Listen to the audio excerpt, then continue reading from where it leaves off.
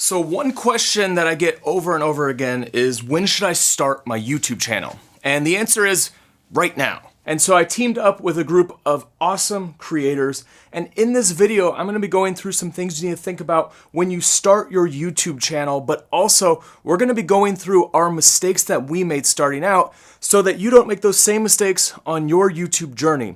So I just wanted to start this video off by talking about kind of the main thing that you need to do right now before you even press record, and that is research. You're going to want to shoot videos in like a particular niche. You hear this all the time. Niche, niche, niche, niche, niche, niche, niche, niche, niche, niche. Yes, you do have to put your videos in like a certain category. The whole reason for that is you want to shoot for an audience. If you're shooting like videos all over the place, then you're not targeting one specific style of person, and that will basically spread your channel and you'll never actually grow. So the first thing that you need to think about when you're starting your YouTube channel is come up with an idea of what it is that you actually are interested in. What are your passions? What do you care about? And then think about, is this what you want to do a YouTube channel about? And if it is, now I want you to just do research and figure out what's already on the platform and what people are making that's similar to the type of the content that you're going to make. All right, I'm gonna hand it off to my buddy Aldrin from here, who's got a mistake for you and also a tip on how you can avoid it on your channel. How's it going, everyone? My name is Aldrin Estacio, and I have a channel called Flight Path where I do a lot of drone and tech reviews. And thanks, Jeven, for having me on here. And one of the biggest mistakes I would say I didn't do when I first started YouTube is really listening to my audience. Now, when you first start YouTube, you definitely want to just keep producing content, learning as you go, better editing skills, lighting, and things like that. But the one thing I didn't do as much that I should have done in the beginning is really asking my audience, especially even if it's small, what are some things that they want to learn from you? Because when you start focusing on a specific type of niche, you're gonna start attracting certain types of people that are really interested in it. Now you wanna connect with them a little bit more and you wanna ask them, how can I help you? And by doing this, it really gives you a list of types of videos that your audience wants to see. And then when your channel grows in size, when you get to that 1,000 subscriber mark, you're able to have a community tab where then you can actually ask questions to your audience through a community tab on YouTube. Also add some polls and some videos and descriptions on there if you wanted to communicate a little bit more with your audience. So I think the biggest takeaway for me was not connecting with my audience a little bit sooner. That way you're able to connect with them, interact with them, and bring them along with you on your journey. And also they give you a lot of ideas of types of videos that they want to see, and it gives you more ideas of what you want to make and how you can expand and grow your channel. So I 100% agree with Aldrin on this. You're gonna wanna look to your community for inspiration, ideas, just anything, because like I was saying at the beginning, you wanna be creating for an audience. And if you can create your videos for an audience, then there's more opportunity for you to find success and grow faster. That's what all of us want. We want to grow a YouTube channel. So to do that, you need to connect with your audience. All right, next I have D. Nimmin, and he's gonna give you his biggest mistake starting out. Hey, Jeven. You know, when I started my channel, I've made a ton of mistakes just like everybody else does, but there's one mistake that if I could go back in time and correct it so it never happened, it would be fixing the mistake of thinking that everything had to be perfect before I started making my videos. And what I mean by that is I spent a lot of time getting my set together. I spent a lot of time choosing the right light bulbs for my set. I spent a lot of time coming up with the right graphics that I was gonna put on top of my video. Should I have an intro? Should I not have an intro? What font should I use for my logo? Or what font should I use when I display the graphics on my screen? I spent a lot of time trying to figure this out. And these things are important, but it shouldn't come at the expense of not making your videos. And that's what I did. And I hope you don't make the same mistake, because I wasted a lot of time when I should have been making my videos. What I should have done is grab my phone like I'm doing right now and went outside or opened up my window so the natural light can come in and light up the set, and just started practicing telling my story and practice becoming a better communicator and sharing my message, because that's what matters on YouTube. And in case it's your gear that's holding you up because you think you need to get bigger and better and more expensive gear to make YouTube videos, this is where you are making a mistake right now. Grab your phone, get outside, and start making those videos. If you don't know me, my name is Jake Sloan. I'm an Alaskan-based videographer and photographer who creates content for solo creators like me who are out there creating content on the go and by themselves. One of the big mistakes that I made that kept me from starting on YouTube for a long time was thinking that I had to have the right gear to tell a good story, or that I had to have better gear. And the truth is that while I really like gear, I like new cameras, I like testing different pieces of equipment and seeing what it's capable of, the truth is that the ability to tell a good story is not dependent on your gear. It's more dependent on you and your skill set. I made the first bunch of videos, including one of my highest viewed videos, using using this, an iPhone 6S, a Rode Video Micro, and a cheap little Manfrotto tripod phone clamp. Not only is one of my highest viewed videos filmed with this setup right here, but some of my favorite videos were filmed with this. It was me exploring Alaska where I live, filming with this setup right here, but showing some of the most amazing places that I get to explore on a daily basis. So rather than thinking that gear is the limitation and will keep you from starting YouTube, think about the story that you can tell regardless of the gear you have. If you've got a phone, you can tell a great story, and the story is what counts in the end. Gear is not something that should limit you. Yes, you can upgrade down the road. Yes, you can buy better cameras and better lenses and better lights. But really, if you don't have a good story to tell, it's not going to matter what gear you use. So don't let gear be the limiting factor that's keeping you from telling your story here on YouTube. Get out there, create some great content, and tell a good story. Thanks, Jeven. Back to you. So there's nothing holding you back. Perfectionism is like the Achilles heel for YouTubers. If we get into our heads too much and just think that we need to have everything perfect, then we're not going to create. And you basically want to get yourself onto a schedule, a rhythm. You want to produce like maybe one video a week, maybe 2 videos a week, maybe 1 video every other week, but you want to get on the schedule, this constant rhythm of producing content and putting it out there, because if you're not uploading new content, A, you're not going to learn what your mistakes are and you're not going to grow from those, but B, you're also not going to satisfy your audience. And I found that weekly is something that's tolerable for most of us. Shooting on a schedule where it's daily or even every other day is pretty hard to do. However, if you really have the motivation and the kind of content you're producing makes sense to do more on a daily style schedule, then go for it and see how it resonates with your audience. But when you're creating your videos for YouTube, you really want to focus on your title and your thumbnail. You'll hear this time and time again from any YouTube educator that you follow, but your title and thumbnail is super important, because if somebody doesn't click on your video, then it doesn't matter if you have the best looking video, the most exciting story, the most awesome video in the world. If they didn't click on it, they're not going to watch it. So your title and thumbnail are super important, and you really want to pay attention to your click-through rate, because that's going to help determine how much exposure your video gets down the road. Just something to consider. I want to just put these things in your head, because these are things that you're going to have to pay attention to as you're building out your channel. All right, I'm going to send it off to Lori. She's got a big mistake, and it's one that you really need to hear. Oh yeah, I have made a ton of mistakes as a video content creator since I got started in 2005. By the way, I'm Lori Petrucci and my channel is Live Streaming Pros. Nice to meet you. So one mistake that had the biggest impact on me later on down the road was the fact that I actually started out using an alias. And at first it honestly seemed like no big deal, harmless. But over the years, Callie Lewis, the alias, became this bubble that was carefully crafted into this perfect personality. Human, but perfectly lovable. But then 10 years later, I was 34 and it was time for me to freaking grow up as a person. But I couldn't. I couldn't explore new facets of myself. I couldn't change, as we all do as human beings. I couldn't break free from the alias's character, if you will. And I found myself in a really miserable place, alone, hiding the real me that wanted to come out so bad, pushing away any thought or feeling or new hobby idea that threatened to break that perfected bubble. And don't get me wrong, the alias actually had this huge benefit, because the concept of an alter ego, it allowed me to be somebody who that super shy and timid Luria didn't know how to be without massive fear. And Callie Lewis, well, she was fearless. So that was the great thing about the alias. But at the same time, Callie had become inauthentic in a lot of ways over the years.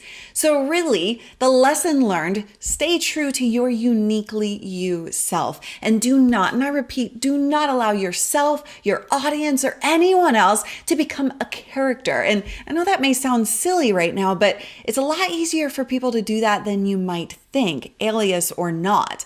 So when people react positively to you because they see who you are on camera, they actually want that experience to last. And it's hard for you to change that experience on them. So as you grow and as you change and you adapt to your world over time, don't fear changes in your content or in yourself, but instead Bring your audience along for the journey of your growth. Don't just spring it on them. I lost 2 million followers that way. It's not fun, I promise you that. So if they are the right audience, they will celebrate your changes. They'll go through that journey with you, and they will still connect to the new you. Go be you. The biggest mistake I made starting as a YouTuber, well, let me give you some context. I used to be back behind the camera, and one day I decided I was going to come from behind the camera and start a YouTube channel. And I walked from behind the camera, since I must know all about all this, and I started making the biggest mistake I've ever made, which is called acting. And my early videos were so cringy. Just don't act. Get out there, put your face on camera, just relax, just be yourself. Some people will like who you are and some people won't. Don't worry about it. As you do this more and more and more and more and more, you'll become more relaxed. You'll become more relaxed on camera. You'll fiddle with your lights and your lenses and stuff like that. Just take a deep breath and relax and be yourself and talk to the person on the other side of the camera. Hey, my name's Steve Yallo. I make travel videos, and when I first started YouTube, I think one of my biggest mistakes was not being me. And when I say that, I mean not being my true, authentic self. Talking to a camera is not as easy as you may think it may be. It takes some getting used to, and definitely takes practice to just feel more natural and let it flow. Some of the YouTubers that I really liked and admired were super energetic, and that was their thing and that was their personality. So I thought I had to be like that. And it's okay to take inspiration. It's actually really good to take inspiration from other people, but do it in your own style. Put your own spin on it and be you, because ultimately people will like to watch your videos if they can connect with you on a personal level, and they can tell immediately if you're not being real or true or genuine. Just be yourself, you're gonna find an audience for it. Don't worry, it will happen. So one thing that's gonna really help you grow is paying attention to your audience retention. So your click-through rate is how someone clicks onto your video. Audience retention is how long they're staying through the video. YouTube wants people to watch the entirety of your video and then go on to another video. So pay attention to your average view duration, because it's gonna help grow your channel.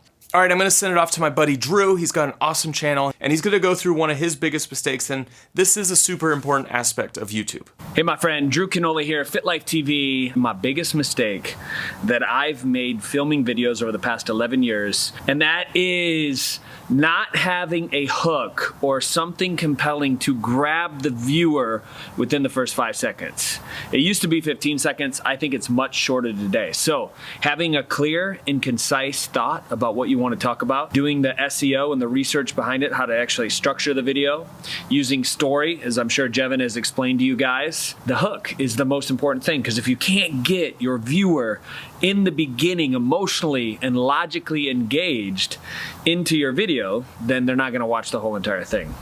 So I remember times when I would just grab the video camera and not really have a plan in place, and I'd end up rambling for the first 2 or 3 minutes, not really talking about anything specific to what was in it for the viewer. So the hook is generally something of, for me, that works well is what's in it for the viewer. What are they gonna get in the next 5 minutes from watching the video? How is it going to improve their life? What are the benefits? What are the takeaways? And what you can expect from me in this video is. So it would sound like, hey there, Drew Cannoli.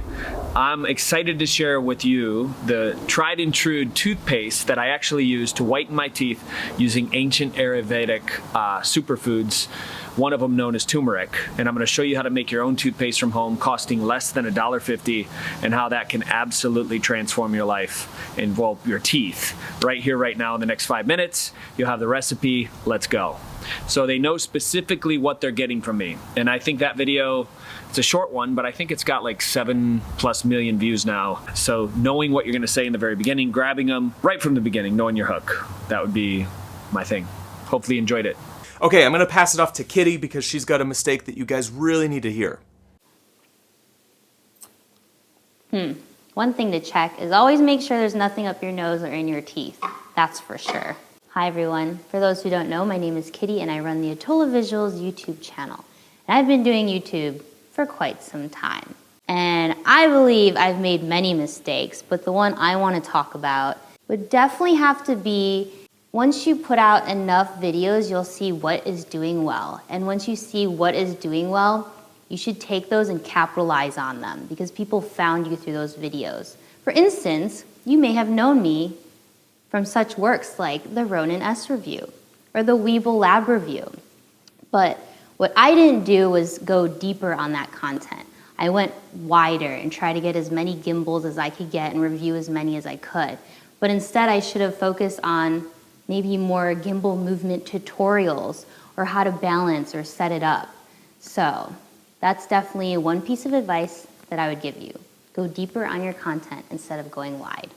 I completely agree with Kitty on this.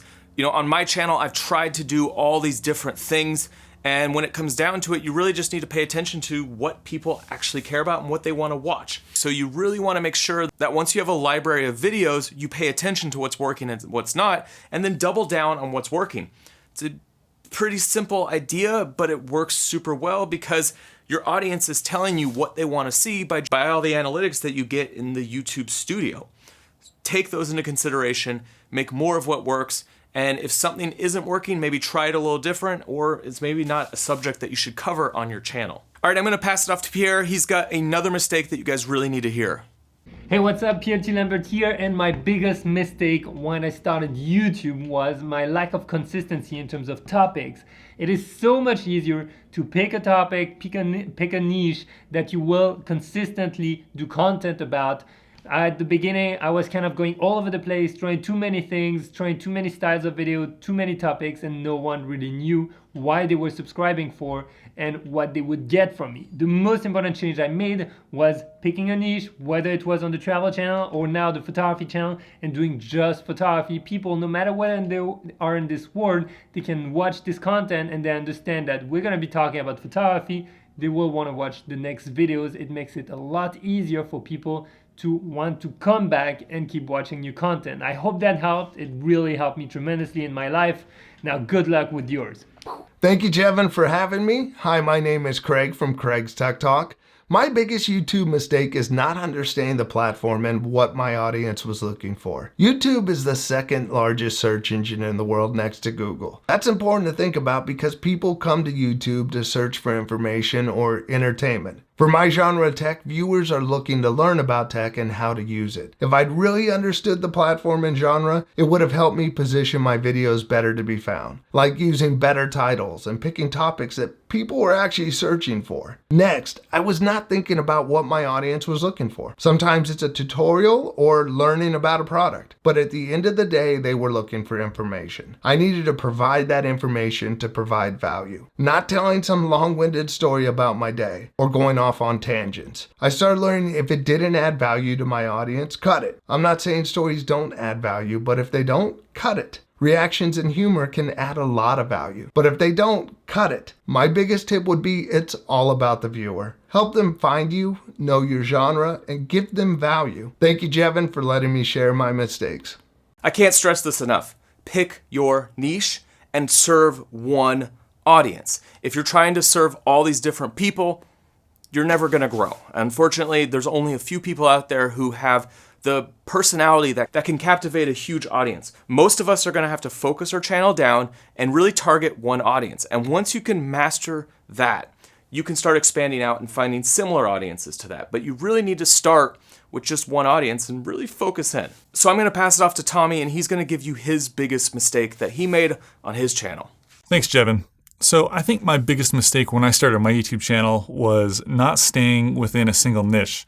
It was not even a niche. I didn't even stay in the same genre. I just made videos about everything and anything that I wanted to, and that hurt me super early on. I think my fourth video went pretty viral, at least for me. Got like 500,000 views, and I got my first 1,000 subscribers off of it. Problem is, I didn't want to make any more videos about that topic, and so anytime I published a video after that, anyone who was already subscribed to my channel would click on the video. It wasn't about something they were interested in, and then they would leave right away. So my watch time was down to like, seconds. And so I had a very low subscriber to view ratio, and the algorithm would never recommend it because it had very low watch time. And so I'd say my advice to any new channels, new creators, or people that are having trouble with their own channels, just pick a genre and stay within it, and then also become a master of a particular niche within that genre. Now my genre is filmmaking, and I make a lot of videos about filmmaking stuff, but I try to focus on lighting, because to me, lighting is my niche within the filmmaking genre. And on top of that, you're a lot more likely to get sponsorships or work with companies that, make the products that you like to play with and use in your videos or make videos about, if you have a history of working with a lot of similar products. For example, if you make outdoor films and you love kayaks and you talk about kayaks and you make videos about kayaks and how to kayak better, if you approach a company about working with them on a sponsorship for a kayak, they'll probably just send you one for free so you can use it because you have a history of working with products like theirs and an audience that's probably interested in it. One of my second biggest mistakes was trying to promote myself on Reddit. I'm pretty sure my channel is banned from most subreddits, definitely r/videos. I posted a ton of links to my new videos that I thought were amazing at the time. They weren't. If you try and post your own videos, the internet knows and they will hate you for it. Plus, Reddit's not even a very good source of traffic. People only watch your videos for like a minute and a half. So that's my advice. Pick a genre, try and stick within a niche in that genre, and then don't try and self-promote on Reddit. Back to you. I have another video for you where I teamed up with an entirely different group of YouTubers, and we go through more mistakes that we made starting out on the platform.